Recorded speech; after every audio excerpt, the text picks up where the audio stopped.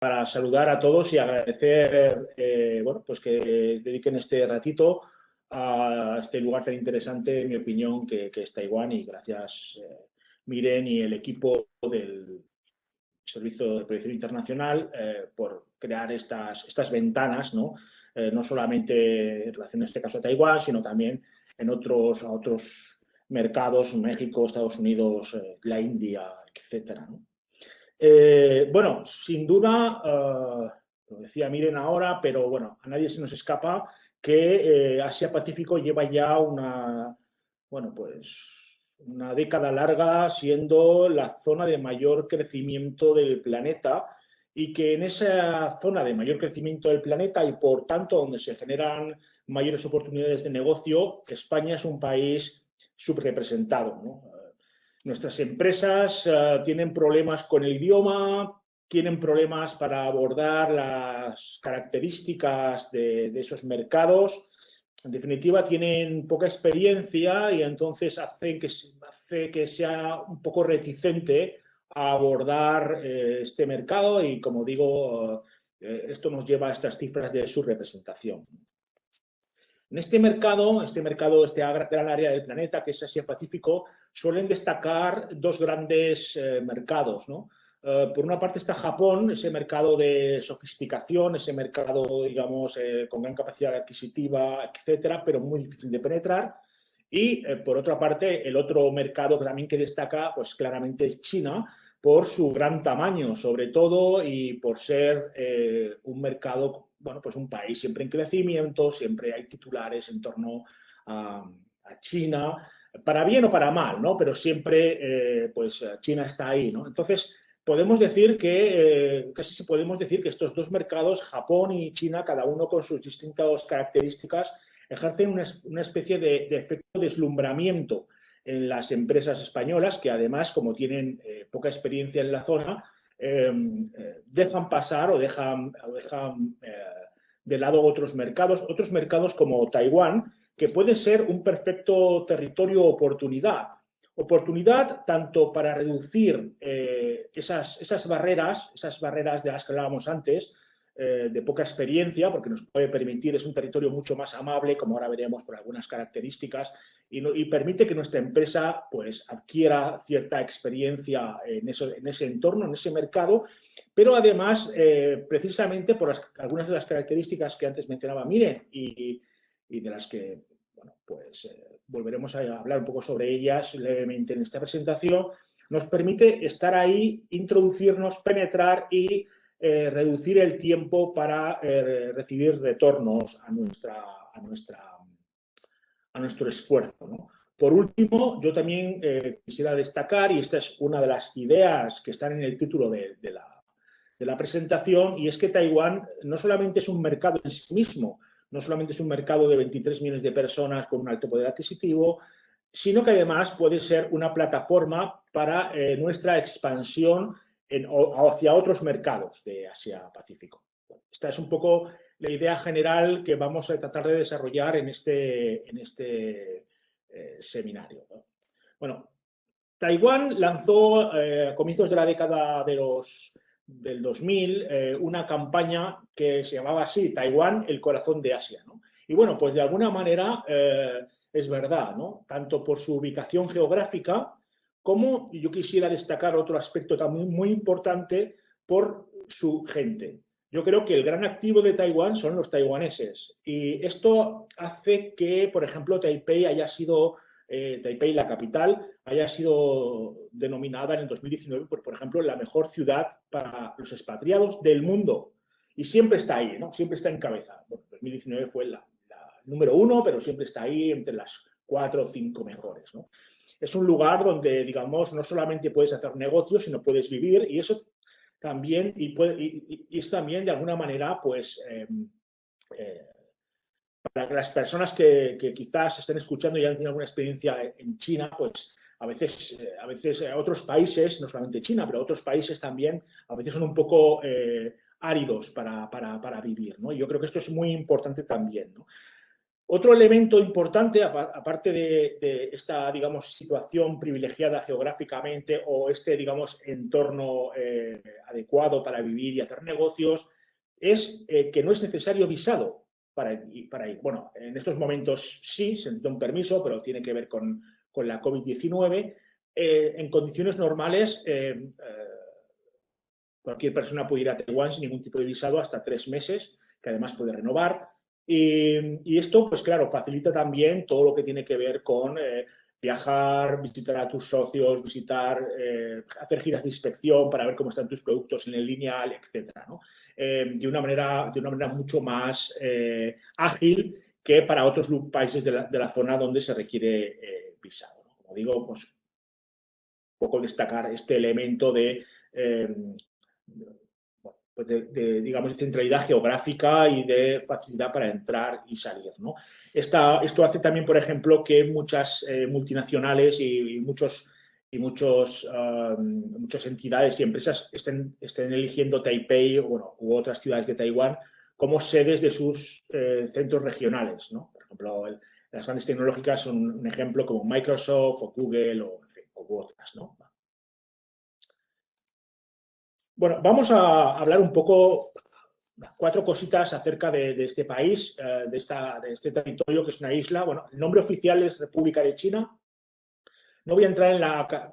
Hay una autopista de tensión con China en la que no voy a entrar por una cuestión de tiempo y porque quizá no es el objeto del seminario, pero que podemos, si alguien tiene interés en cómo podría afectar esa tensión con China a sus inversiones y negocios en Taiwán, pues el turno de preguntas podemos abordarlo.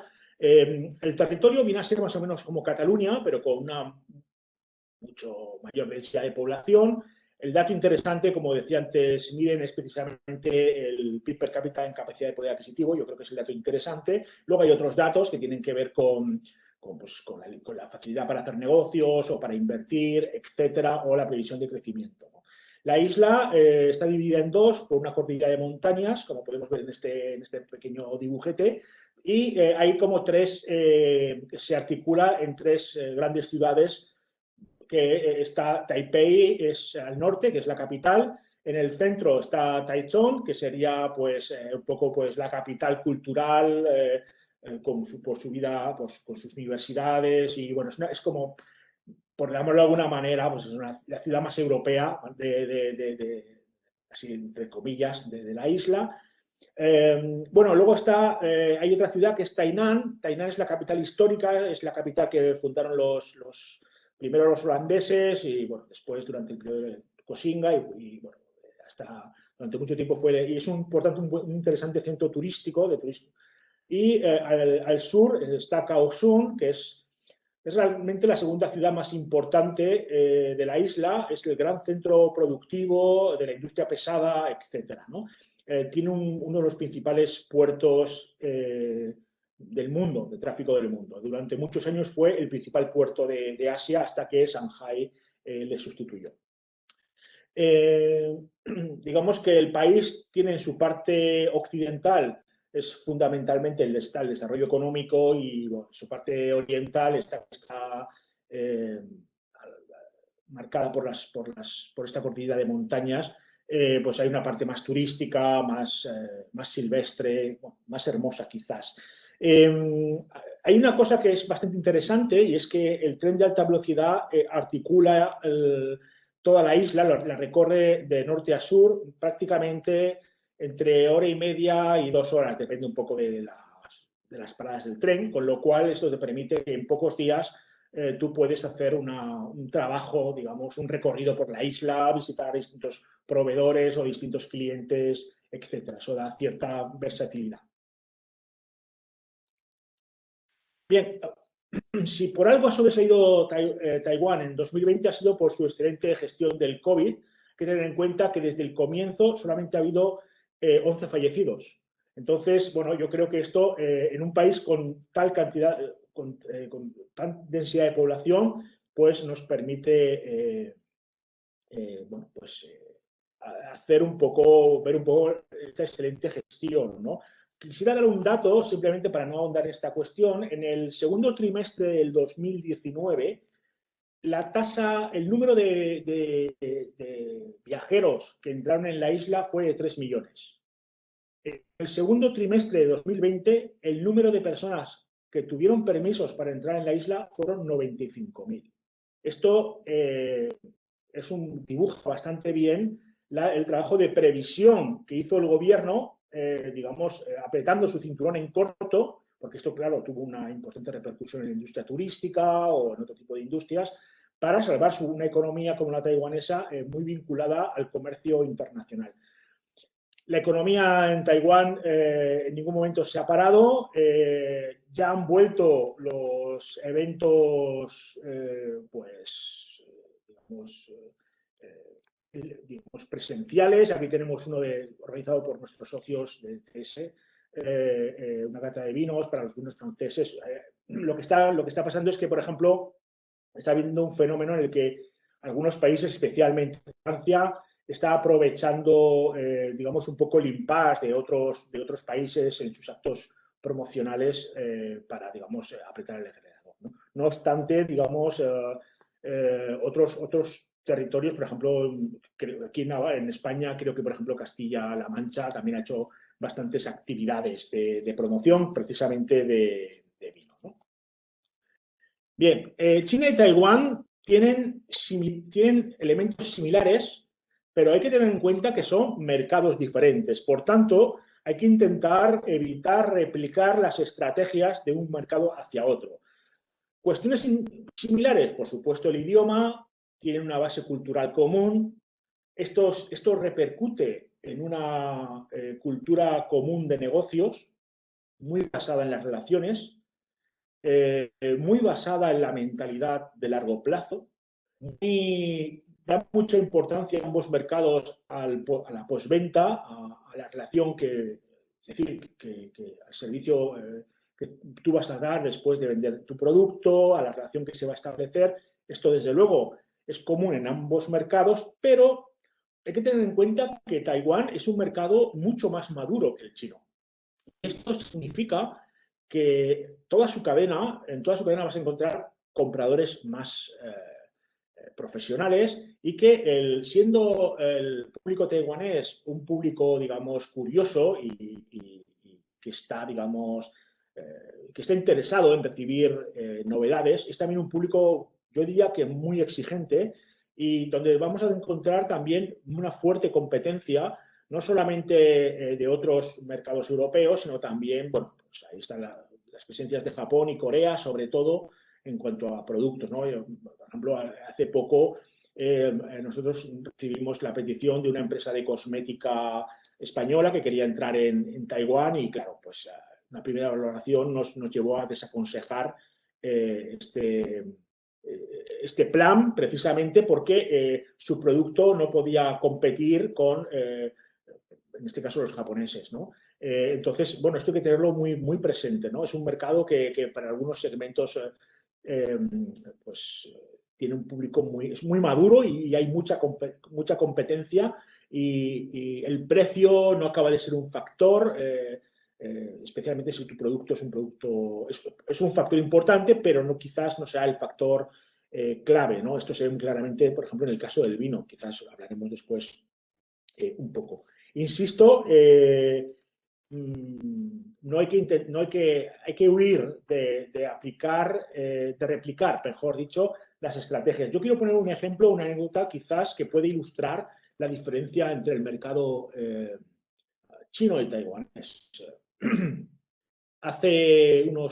mi última estancia en Taiwán, yo caminaba con un amigo chino y este me decía, ¿no? Me decía, hay que ver los taiwaneses, qué diferentes son a los chinos, cómo cuidan sus coches antiguos, ¿no? Se referían a coches que tendrían igual 15 años, 20 años, ¿no? Claro, la respuesta que yo le di a mi amigo es, claro, es que en China hace 40 años no había coches. O sea, hace 40 años, hace 30 años, la gente no tenía coches en China. Entonces, esto creo que representa muy bien esta diferencia de la actitud hacia el mercado, la actitud hacia los productos, ¿no? Entrando un poco ya en materia, me gustaría empezar a hablar un poco con algunos actores que nos vamos a encontrar especialmente en la distribución. Bueno, como todo mercado maduro, en el mercado taiwanés vamos a encontrar desde importadores súper especialistas hasta mercados callejeros. Y en esta presentación pues no me da tiempo a describir las particularidades de cada uno de estos actores.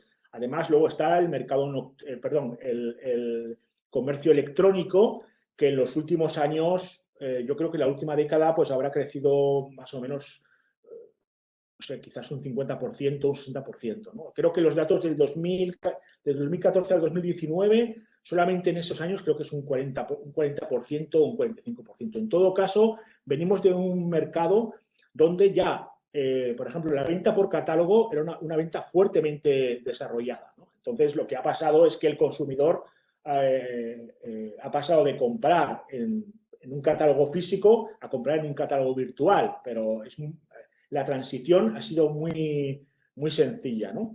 Me voy a centrar en hablar de 3 actores: supermercados, hipermercados y tiendas de conveniencia, que yo creo que pueden representar, pueden ser los más útiles quizás para el tipo de empresas que estéis aquí con nosotros, y luego también nos puede ayudar a reflexionar sobre algunas tendencias que se están dando en cuanto a estos actores y como las últimas tendencias que estamos viendo en distribución. Bien, los supermercados, quizás el líder número uno, bueno, quizás no, es el líder número uno, es PXMark. Hay que tener en cuenta que el origen de esta cadena de supermercados es el antiguo economato del ejército y del Estado para funcionarios, ¿no? Que era un antiguo economato que después, en un país, hay que tener en cuenta que Taiwán hasta el año 96 fue un país fuertemente militarizado y donde, digamos, funcionarios y especialmente funcionarios pertenecientes al ejército y a la policía tenían ciertos privilegios, entre ellos, bueno, el acceso a los economatos y tal. Bueno, esto lo que le da a esta cadena es una fuerte distribución y fuerte presencia por todo Taiwán. Es el gran supermercado de proximidad y es un supermercado, es una cadena que está sufriendo una tendencia en los últimos años. Generalmente en estos supermercados del grupo 1, también del grupo 2, el grupo 2 quizás es un poco más exquisito, pero el grupo 1 claramente, sus proveedores son fundamentalmente locales, y lo que estamos viendo es que algunos de ellos, como PXMark, lo que está haciendo es una integración hacia atrás, diseñando sus propios centros de distribución e incluso sus propias fábricas para algunos de sus productos, como por ejemplo comidas elaboradas, ¿no? Pero también en este proceso, digamos, de renovación o de renovación de oferta que está haciendo este supermercado para mantener su cuota, aunque ya vemos que la cuota es tremenda, ¿no?, en comparación con el seguidor, pues está también la búsqueda de proveedores en el extranjero, ¿no? Es una tendencia en este caso, ¿eh? O sea, PaySmart no es un comprador de momento o no prioriza de momento la compra de producto extranjero, que sí que podemos encontrar en su lineal aceite, sobre todo de origen italiano y algunos otros productos. El grupo 2 es un grupo muy pequeñito en cuanto a números. No he podido encontrar el número de puntos, pero la verdad es que están fundamentalmente, por ejemplo, Jasons está fundamentalmente en los grandes hipermercados, ¿no?, tipo, pues lo que aquí sería un Corte Inglés, pero mucho mayor. Hay que tener en cuenta que un gran almacén en Taiwán puede tener fácilmente 20 plantas, incluir cines dentro, por supuesto, un montón de restaurantes, o sea, es como el Corte Inglés a la hipérbole, ¿no? Y ahí, en la planta baja, suelen estar ubicados este tipo de supermercados de tipo premium que sí le dan más espacio al producto extranjero. De hecho, Jasons acaba de ser adquirido, bueno, la operación se cerró el 30 de diciembre por el grupo Carrefour, del que hablaremos inmediatamente. Luego hay una cadena de librerías muy interesante que es Slite, es una librería muy conocida en Taiwán, y últimamente lo que están haciendo también es incorporar pequeños supermercados de tipo premium dentro de la librería o muy cerca de la librería, ¿no? Bueno, el grupo 3 serían los típicos supermercados independientes que están sufriendo un proceso, digamos, de cierre y de adquisición por parte de estas cadenas, ¿no? Por ejemplo, Simple Mart ha comprado bastantes supermercados independientes, ¿no?, en los últimos tiempos, ¿no? Bien, los supermercados están principalmente liderados por la gran distribución francesa. Carrefour es el principal gente, pero también la cadena Alcampo, lo que aquí ya conocemos como Alcampo, está también en el capital de algunas empresas como RT Mart, ¿no? Que RT Mart originariamente es taiwanés, pero luego tienen también algunas empresas conjuntas. Los supermercados, bueno, Carrefour, como digo, es el gran líder, tienden a especializarse, algunos de sus establecimientos van dirigidos al segmento medio-bajo, pero hay otros que están situados en zonas donde hay más extranjeros, entonces el producto es más medio-alto. En fin, son vías para comercializar. Claro, los productos franceses lo tienen fácil gracias a esta presencia, pero también muchos productos españoles que ya tienen relaciones con esta cadena, bueno, pues aprovechan sus contactos para intentar entrar en Taiwán. Carrefour, luego lo haremos también, tiene, que es un poco, bueno, esto que vamos a contar para Carrefour es válido para los tres, lo que pasa es que quizás nosotros con Carrefour lo conocemos mejor. Tiene también una tendencia interesante, no solamente, como hemos dicho antes, que ha adquirido estos establecimientos premium, sino también, bueno, pues luego hablaremos un poco también de cómo ellos... cómo puede ser una vía para entrar en el Carrefour Taiwán, respecto a su política de compras, etc. Este sector sí que es cierto que en los últimos años ha visto amenazada su cuota debido a la gran expansión que están haciendo los supermercados de proximidad y al desarrollo del comercio online. Pero bueno, ellos han reaccionado creando también sus propios canales en cuanto al comercio online, etc. Entonces, bueno, de momento la batalla está ahí. Quiero hablar también de algunos otros agentes como Dollars, que quizás Dollars es un supermercado, es un hipermercado situado en la ciudad de Kaohsiung. Y bueno, es único, no tiene más puntos y alguien puede decir, bueno, pues si es un hipermercado local. Ya, es un hipermercado local, pero con una fuerte política de compra en el exterior. Por ejemplo, no sé, por mencionar un producto súper español, ¿no?, que son las tortitas Inés Rosales, no sé si os suenan, son unas tortas de anís y aceite de oliva, pues están presentes en Dollars.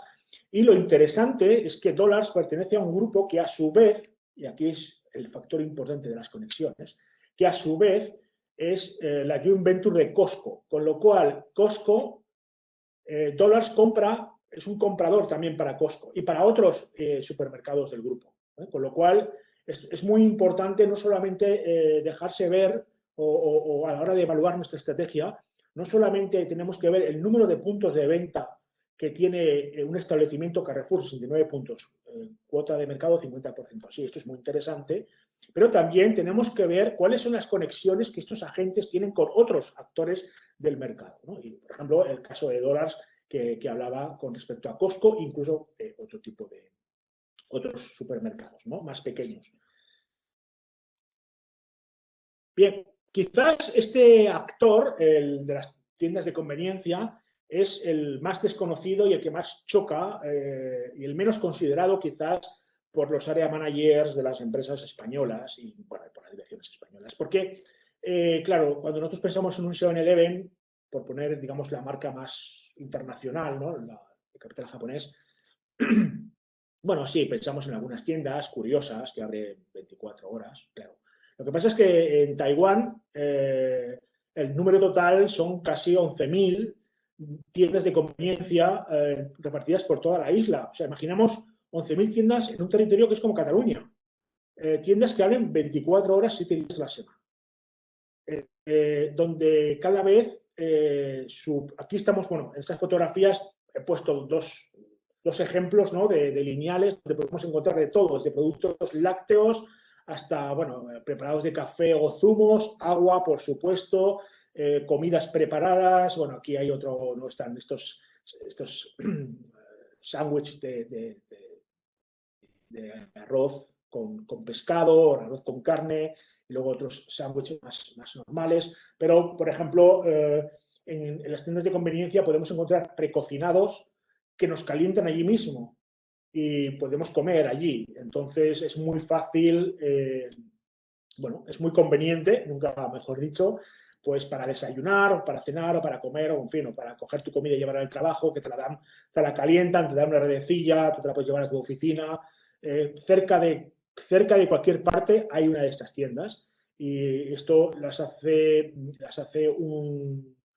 bueno, pues un canal muy interesante porque hay que tener en cuenta que cada vez están siendo más sofisticadas en cuanto a su oferta. Incluso 7-Eleven ya ha abierto sus dos primeras tiendas, una en Taipei y otra en Kaohsiung, totalmente automatizadas o con una parte automatizada, es decir, sin vendedor.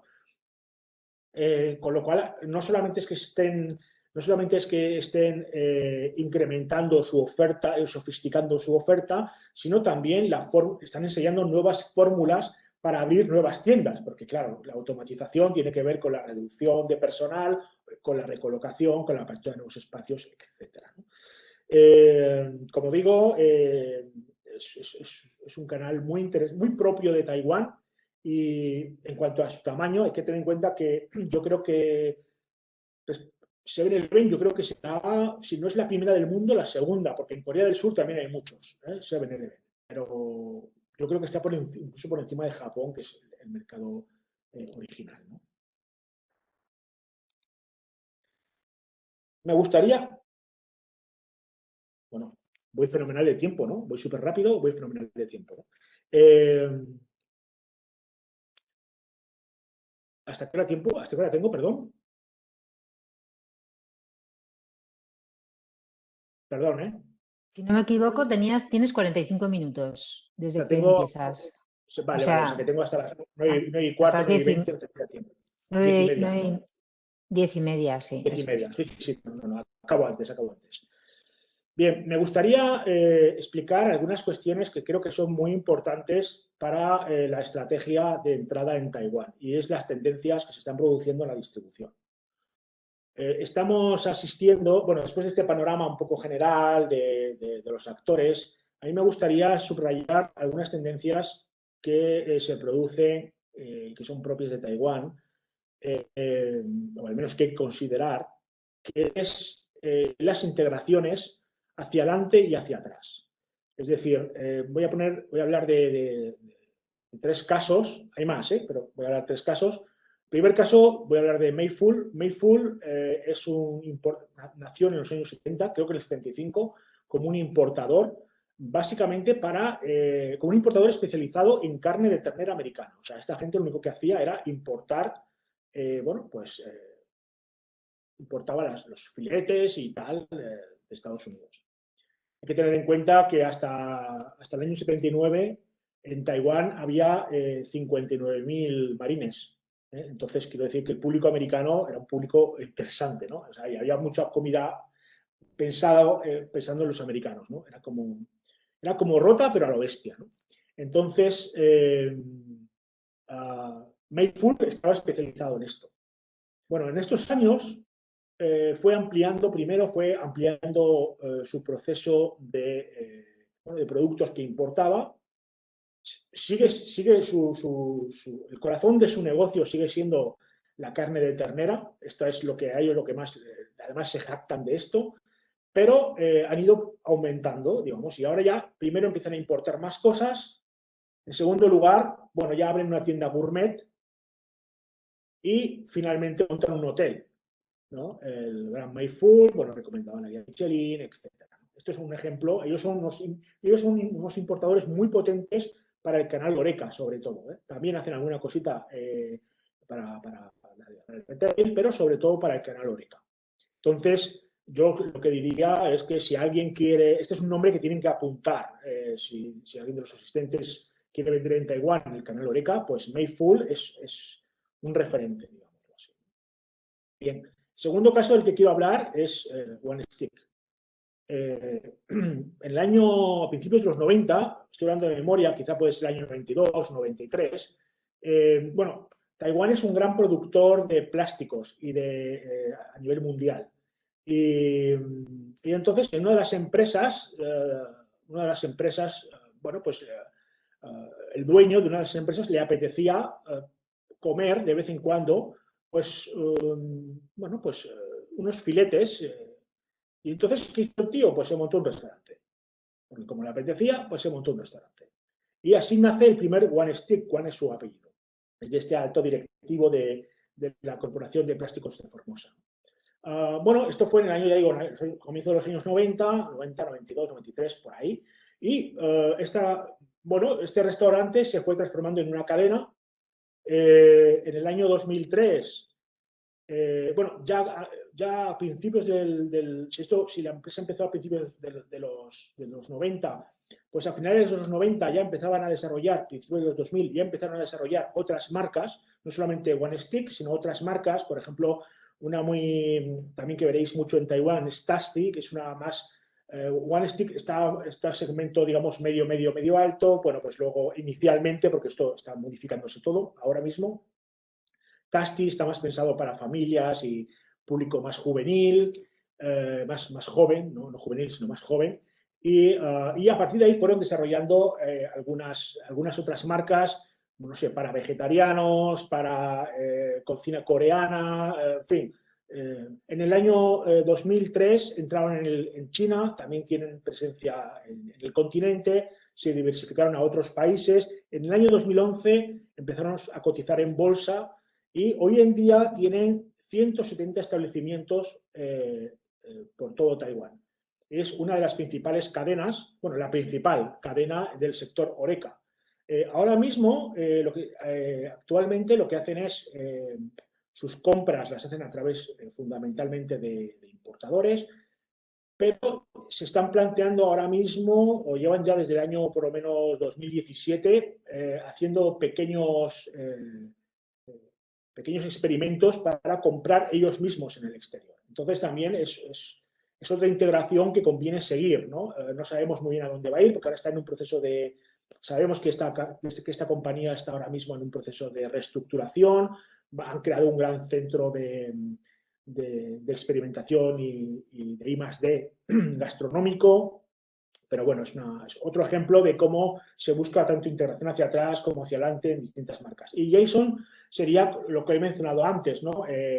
Carrefour, que para hacer frente a esa amenaza, digamos, de los supermercados, pero además también para aumentar su posicionamiento en un segmento determinado, porque ya digo, Carrefour está ubicado en el segmento medio-bajo, bueno, salvo algún establecimiento que es un poco más, que está en distritos que en población pues, más expatriada, etcétera. Bueno, pues han comprado Jason, que como digo, como he mencionado antes, es una cadena premium y es uno de estos lugares que a las personas cuando quieren comprar algo más, cuando quieren comprar algo extranjero, más exclusivo, pues acuden, ¿no? También acuden a los grandes almacenes, que no hemos hablado de ellos, pero bueno, también los grandes almacenes también son un actor importante, ¿no? Pero bueno, quizá por centrarnos en estos tres. Otra de las tendencias sería, como digo, el caso de PXMark, ¿no? Que está empezando a explorar que hemos descrito, ¿no? Cómo se integraba hacia atrás y ahora pues también están pasando a buscar, digamos, proveedores en el extranjero.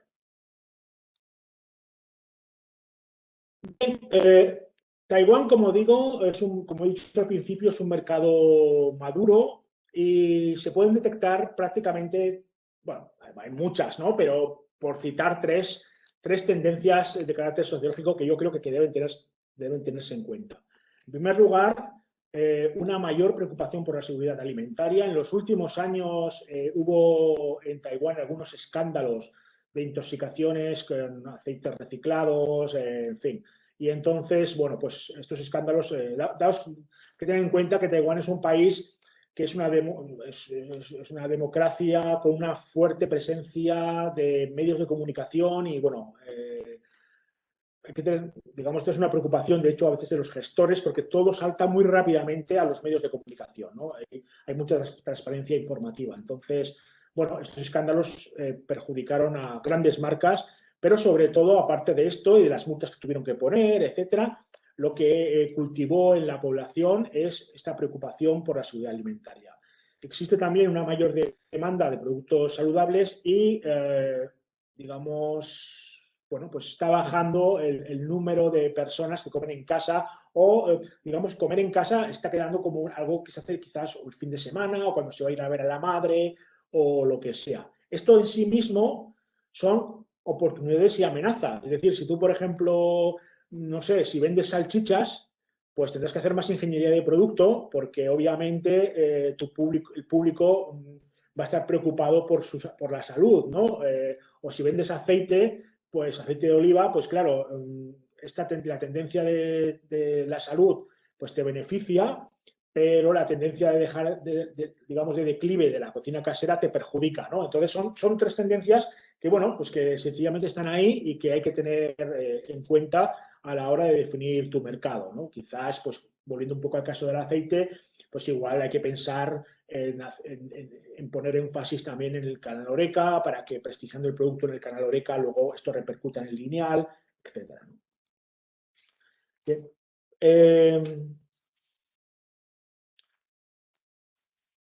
Bien. Voy a hacer una breve mención a estos tres, una mención que la voy a hacer un poco aparte, un poco por la gran cantidad de empresas dedicadas a las conservas, a los congelados que hay en Navarra, ¿no? Porque en realidad podrían haber estado en el apartado en el apartado siguiente, cuando hablemos un poco de tendencias o de elementos de posicionamiento, ¿no? Bueno, sin duda el consumo de verduras está creciendo en Taiwán.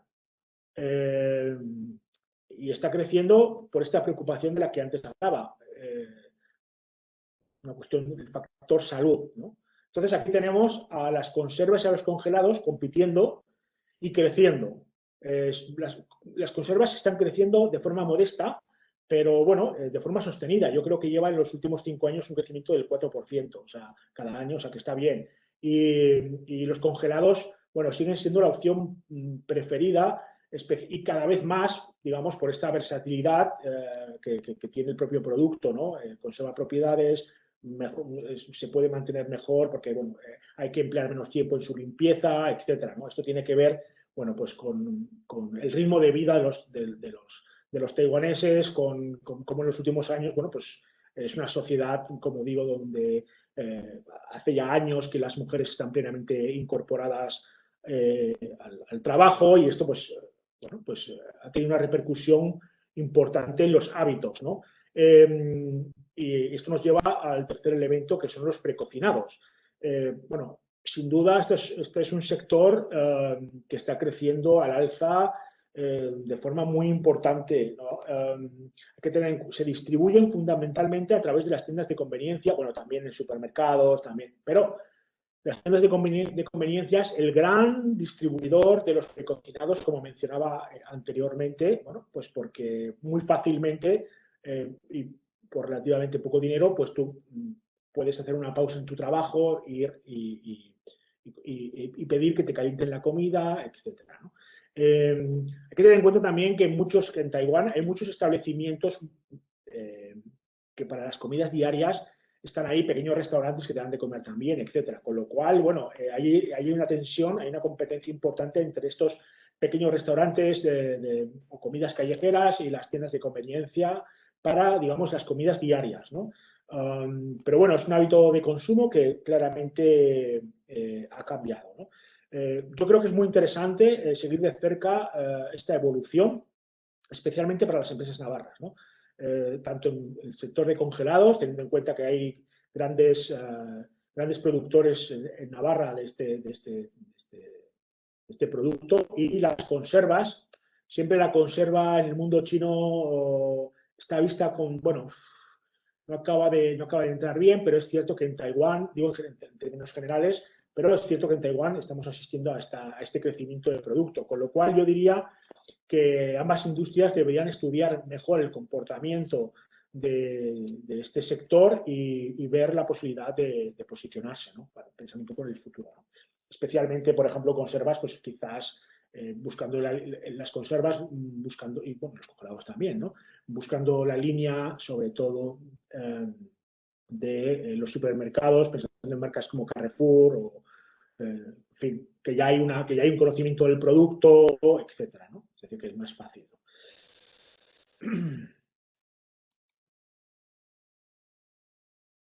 Bueno, Taiwán es el país donde más carne se consume, no del mundo chino, de Asia. Estamos hablando de, no sé si son 80 kilos por persona, o sea, son niveles como de Alemania, una cosa así, es un tema brutal.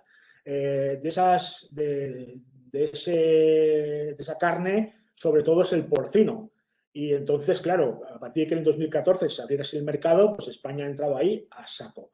Durante un tiempo fue líder, bueno, ahora es el segundo proveedor, pero es sobre todo un proveedor de carne congelada, o sea, de canales fundamentalmente, bueno, y derivados, ¿no?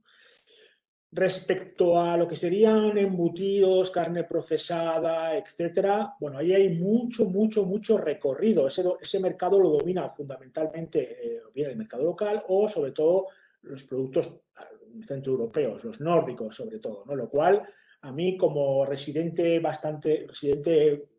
bueno, es ocasional, pero en Taiwán, pero digamos que bastante, que no me lo explico. Vamos, que yo no me explico cómo es posible que los lineales taiwaneses estén los embutidos franceses o daneses y no estén los españoles, ¿no? O bueno, la presencia de los españoles, digo porque en términos de competitividad y en términos de calidad de producto, estoy hablando. Por supuesto que hay una explicación que tiene que ver con políticas de marketing, con políticas de introducción de producto, con tomarse en seriedad ese mercado, etcétera. Pero no, desde el punto de vista de calidad de producto, bueno, pues yo creo que hay muchas oportunidades de trabajo, ¿no?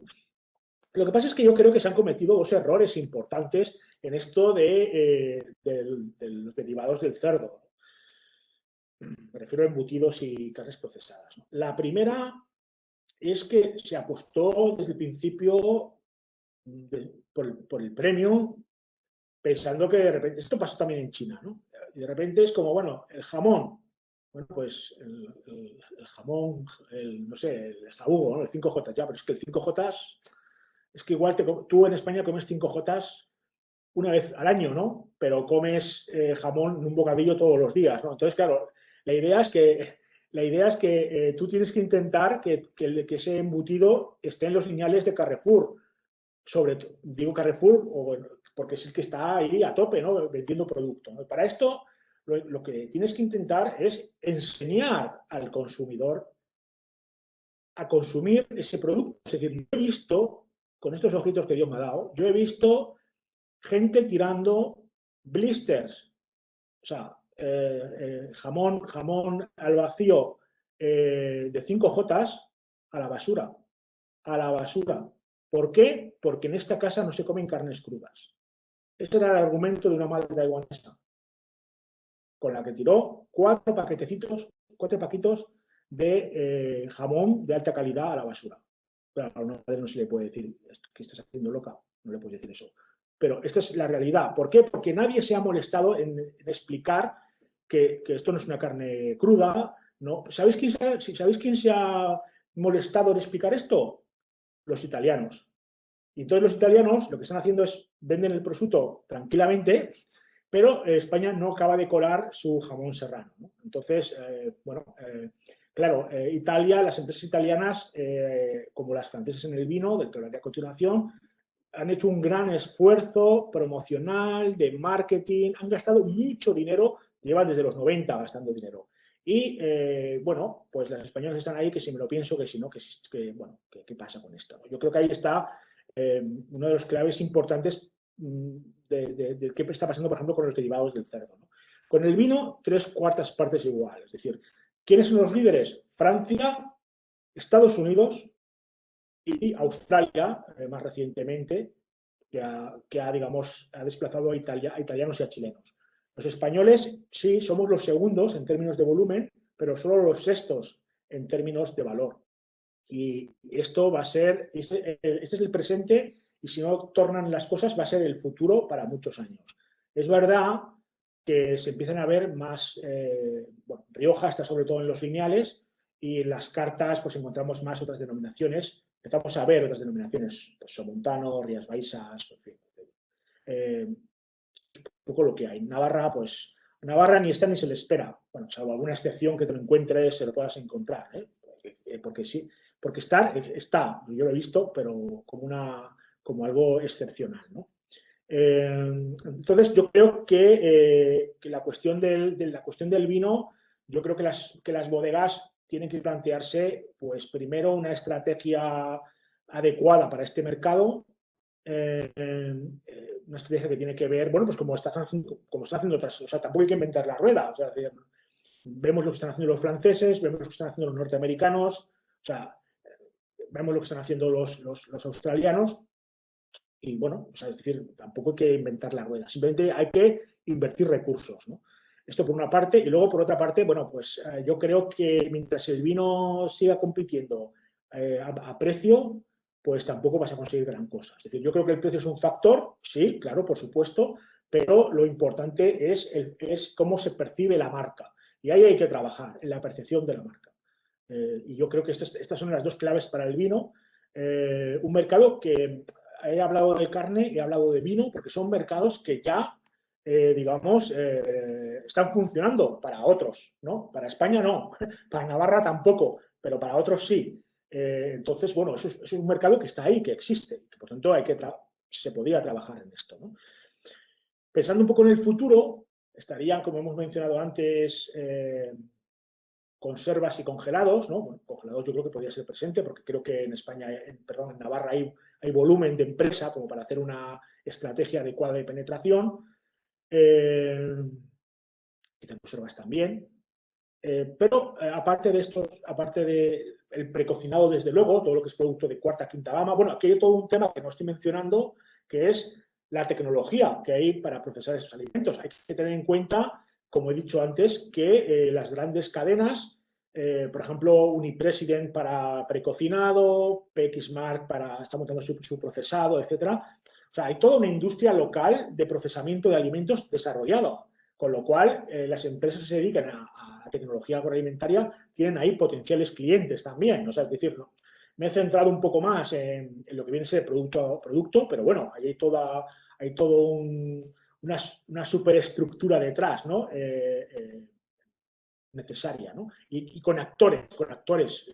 Entonces, bueno, eso también es un tema a tener en cuenta, ¿no? Como digo, dentro de los productos para posicionarse, aparte del precocinado, aparte de congelado, aparte de las conservas, yo mencionaría dos. Uno es el aceite de oliva. El aceite de oliva no es un producto, pienso yo, no es un producto, las empresas de aceite de oliva deben pensar en Taiwán como un mercado de mañana. ¿Y por qué? Desde mi punto de vista. En primer lugar, por el fuerte posicionamiento del aceite italiano. O sea, los italianos están ahí a muerte, con los codos desplegados, y bueno, pues hay que entrar, o sea, hay que convencer a alguien que te compre a ti en lugar de a un italiano, ¿no? Esto, por ejemplo, pasa mucho en el Canal Oreca. Bueno, esto es un tema que hay que tenerlo en cuenta.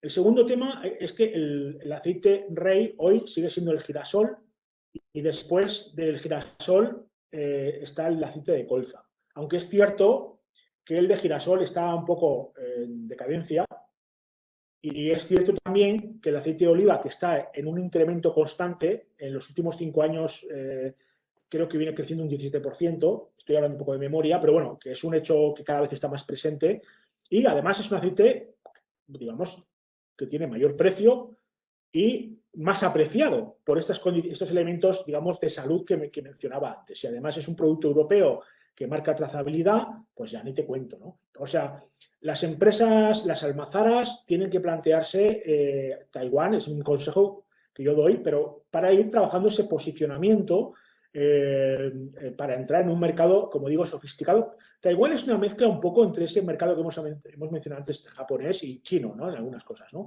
Igual desde el punto de vista cultural es un mercado chino, pero desde el punto de vista de exigencia es más japonés.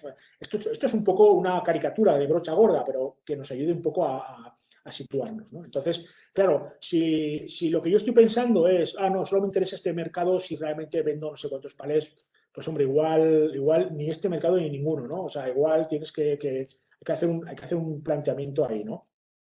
Ya digo que el aceite de oliva es claramente es un producto muy valorado y cada vez más valorado en Taiwán. Esto es así. Y luego otro segmento o otro conjunto de productos que también tienen que pensar en el mañana es todo lo ecológico y lo orgánico. Vamos a ver, este nicho de mercado es todavía muy pequeño, pero sí que es verdad que en los últimos 5 años ha crecido en torno al 40%.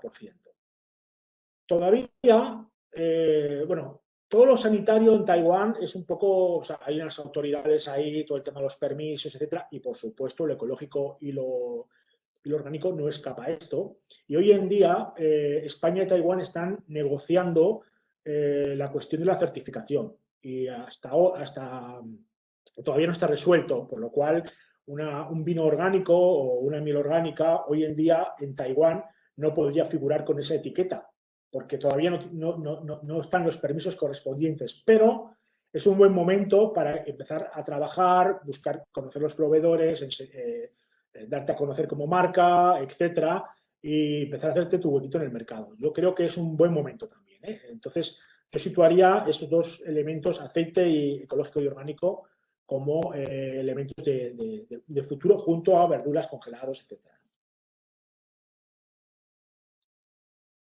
Bien, me gustaría terminar, al menos la charla esta que estoy dando, con algunos consejos a la hora de trazar la estrategia para abordar el mercado taiwanés. Vamos a ver, Taiwán es un excelente mercado de consumo, pero lo primero que tenemos que tener son los objetivos claros. Es decir, no podemos plantearnos, vamos a hacer, no sé, queremos ser una marca gourmet, pero luego no vamos a gastar dinero en promoción, porque claro, una cosa necesita de la otra. Entonces, uno tiene que saber, lo primero sé que suena un poco a perogrullo, pero es que me he encontrado varios casos de este tipo, ¿no? De empresas que quieren ser gourmet, pero luego pues no sé, mandan unas muestras y ya está, ¿no? Entonces, bueno, hay que hacer una estrategia acorde a esos objetivos que uno desea, ¿no? El segundo punto, yo creo que esto es muy importante, es documentarse sobre qué tipo de socio, no sobre el socio en sí, ¿sabes? Sino qué tipo de socio quiero para mí en Taiwán. O sea, quiero entrar por un canal más largo, es decir, quiero buscar pues, un importador más clásico que sea mi representante en Taiwán y, bueno, pues vaya desarrollando el mercado, etcétera.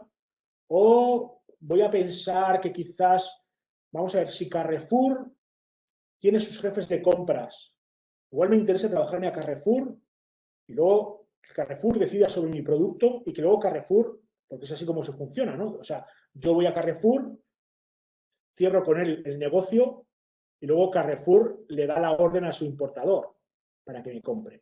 Entonces, esto es una estrategia totalmente distinta, ¿no?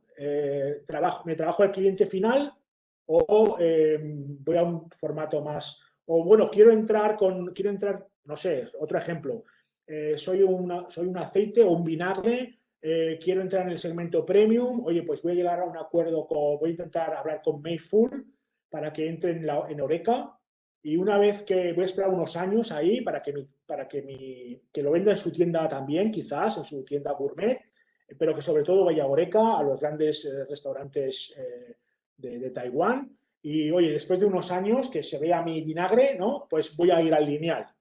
Pues eso es otro tipo ¿no? Esto es otro tipo de. Entonces hay que tener esto muy claro, ¿no? Lo que no se puede, yo creo que es teniendo en cuenta que las empresas, salvo que esa es una gran empresa, pienso en una pyme, las pymes lo que no pueden hacer es darle a todo, porque no van a tener los recursos suficientes para esto. Entonces, este es el tema. No le puedes dar a todo.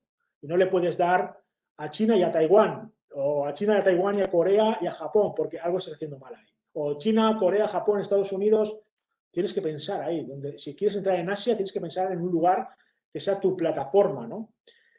Y finalmente, pero no por ello menos importante, cualquier mercado asiático, y Taiwán no es una excepción, requiere un compromiso a medio y largo plazo. Tienes que saber que el retorno lo vas a tener, sí, es muy probable, pero que vas a tardar en tenerlo y tienes que saber que tienes que sostenerlo. Yo creo que con estas tres sencillas pautas, objetivos iniciales claros, documentarse sobre el tipo de socio que voy a tener y a partir de aquí trazar la estrategia y finalmente un compromiso claro en cuanto a recursos, personal, etcétera, a medio y largo plazo. Con estas tres sencillas pautas yo creo que podemos hacer de Taiwán que sea nuestra plataforma para expandirnos en Asia-Pacífico. Y bueno, hasta aquí lo que os puedo contar y ahora pues encantado de responder a cualquier pregunta si es que es la respuesta.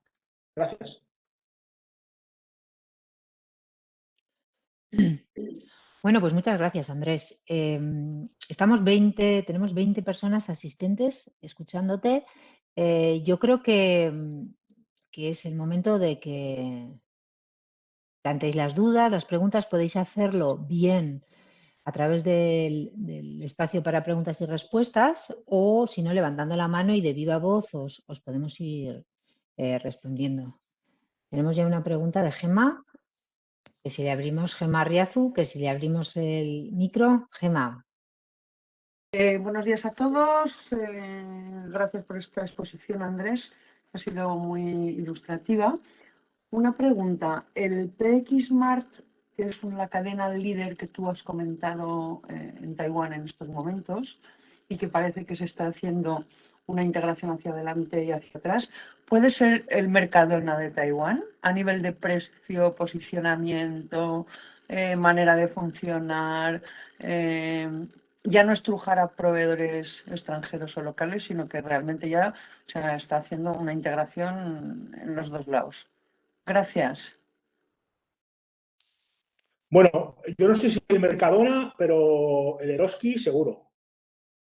O sea, porque creo que PXMark tiene establecimientos de proximidad, tiene muchos más establecimientos que Mercadona, ¿no? Es decir, Mercadona es verdad que ha hecho recientemente un esfuerzo importante en cuanto a despliegue, pero yo cuando pienso cuando voy como consumidor a comprar a este tipo de establecimientos, pienso más en Eroski, ¿no?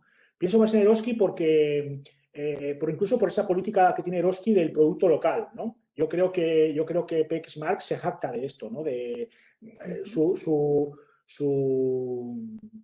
esta política de buscar un poco otras cosas en el exterior es bastante reciente, ¿no? Es como nosotros somos el establecimiento del país. Esta sería un poco la idea. Por eso lo veo mucho más vinculado pues a digo Eroski pensando en Navarra y el País Vasco, pero pienso que igual en Madrid, en Valencia igual es Mercadona, ¿sabes? O sea, que es el lugar de origen de Mercadona. Yo creo que igual pensando en la Comunidad Valenciana sí puede ser Mercadona, ¿no? Pero pensando en la esencia de la cadena, yo pienso más en esta idea de mercado proximidad y sobre todo en la tienda del país, digámoslo así, ¿no? Y el precio no es a la baja. O sea, que es un nivel de precio. No, es un nivel de precio, o sea, vamos a ver, lo que tienen, como tienen muchos establecimientos, su posicionamiento inicial es el lugar es un precio medio bajo. Es un precio es la tienda donde tú vas a comprar tus verduras, los huevos y el aceite y lo que sea. Y es siempre su planteamiento inicial es este, y ahora lo que está buscando es, claro, es variar un poco su oferta. Ya está abriendo establecimientos, adecuando quizás el precio al barrio donde abren el establecimiento, etcétera, ¿no? Bueno, ahí ya depende un poco, ¿no? Piensa que son muchos establecimientos, ¿eh?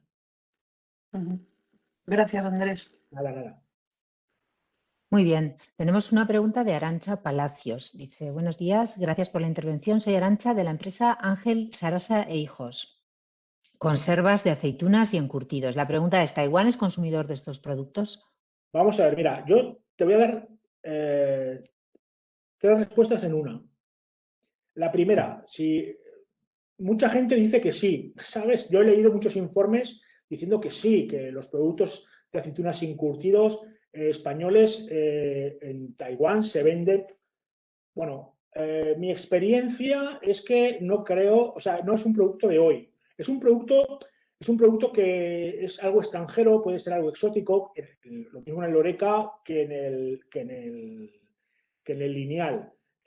Puede ser un producto que crezca en presencia en un futuro, pero hoy, por ejemplo, yo te aconsejaría que buscaras una alianza, por ejemplo, con alguien que venda aceite de oliva y busquéis un importador que haga las dos cosas, porque generalmente el importador de aceite suele importar aceitunas, por ejemplo, ¿no? Porque se venden, o sea, sé que suena un poco igual a veces raro, pero importa las dos cosas como productos, digamos, complementarios, como productos de mismo origen, etcétera, ¿no? En todo caso, habría que ver un poco el tipo de producto, ¿no? Porque igual, si estás pensando en consumidor general, pues un poco lo que te estoy diciendo.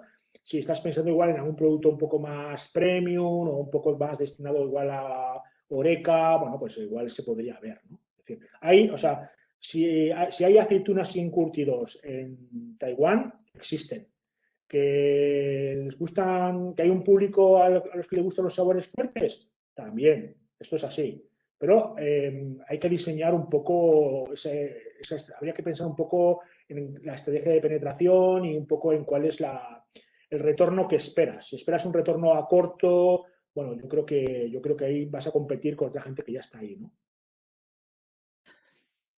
Bueno, Muy respecto a bien, la segunda muchísimas. pregunta, que el tema de las ferias, a ver, desde el punto de vista de agroalimentación, hay una feria que yo creo que es una cita imprescindible, que es Taipei Food, ¿no? Taipei Food, que se celebra en junio y que es la feria de agroalimentación, ¿no? Bueno, es una feria, yo diría que es una feria en construcción, me explico, es una feria que empezó siendo, que la monta Taitra, que inicialmente era una feria muy pensada para el consumidor local y que en los últimos años está adquiriendo más presencia internacional, ¿no? Yo creo que más que una feria, yo lo que aconsejaría, no sé qué producto es el que estás manejando, es pensar un poco como he dicho antes, en el tipo de cuál podría ser tu cliente en Taiwán, ¿no? Y a partir de ahí diseñar, pues, digo porque ir a una feria, hombre, si quieres montar un stand, sí, pero si quieres visitarla, pues igual, si quieres, igual lo que en Taiwán entrar y salir es muy rápido, muy fácil, y bueno, sí queda 15 horas, pero en una semana, no sé, has tenido no sé cuántas reuniones, ¿no? Andrés, la pregunta era de Alberto Jiménez de Congelados Virto. Ajá. Ah, vale, vale. Ah, Bueno, pues respecto a los congelados, yo creo que lo que habría que hacer, lo que yo te aconsejaría sería más que asistir a una feria, eh, es plantearte una serie de reuniones con los principales, o bien, sobre todo hipermercados, o quizás, bueno, si trabajáis con restauración, con algunos importadores que se dediquen a, por ejemplo, con esta gente que te he dicho antes de Mayful, destinado al tema Oreca, o más que una feria, ¿eh? Bueno, pero bueno, si vais a montar un stand, entonces sí. Si es montar un stand, es Taipei Food, sin duda alguna. muy bien. Gracias, Alberto. Gracias, Andrés. Yo creo que no tenemos más preguntas.